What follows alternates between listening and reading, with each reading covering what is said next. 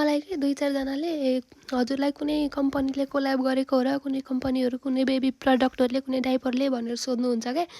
छैन भनेको किन प्रमोसन गर्नुहुन्छ त हजुरको धेरै भिडियोमा चाहिँ प्रमोसन गरेको देख्छु अरे। होइन आफूलाई प्रडक्ट राम्रो भएर यो राम्रो छ भन्न नि नपाउनु त भने। कोल्याब गर्नलाई एक त सेलिब्रेटी होइन, अनि न धेरै फलोवर्स छ न धेरै भ्युज जान्छ होइन।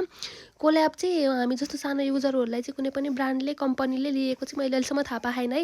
उहाँहरूले चाहिँ अलि फेमस फेसहरूलाई नै लिनुहुन्छ, त्यही भएर। अनि मेन भनेको भ्युज धेरै जानु पऱ्यो क्या। कुनै पनि अब हामीले बनाएको भिडियो चाहिँ धेरै भ्युज गयो भने चाहिँ धेरै मान्छेहरूलाई थाहा हुन्छ त्यो प्रडक्टको बारेमा। अनि त्यस्तो भयो भने चाहिँ कोल्याब हुन्छ, पिआर प्याकेज हुन्छ, के हुन्छ। मलाई चाहिँ त्यस्तो कोल्याब केही होइन। मलाई चाहिँ आफूलाई राम्रो लागेको भएर चाहिँ मैले भिडियो बनाउने गर्छु। तर हजुरहरूले चाहिँ मसँग चाहिँ कुनै कम्पनी भनौँ अब केहीले चाहिँ कोल्याब गरेको भनेर सोच्नुभयो रहेछ। त्यस्तो होइन, किनभने त्यस्तो गर्नको लागि चाहिँ म एकदम फेमस फेस होइन, म त नयाँ युजर हो। हामी जस्तो सानो सानो युजरको लागि चाहिँ अपर्च्युनिटी छैन जस्तो लाउँछ क्या त्यो कुरामा चाहिँ। त्यही भएर मैले चाहिँ राम्रो लागेको कुराको चाहिँ रिभ्यू दिएको हो है त। Thank you.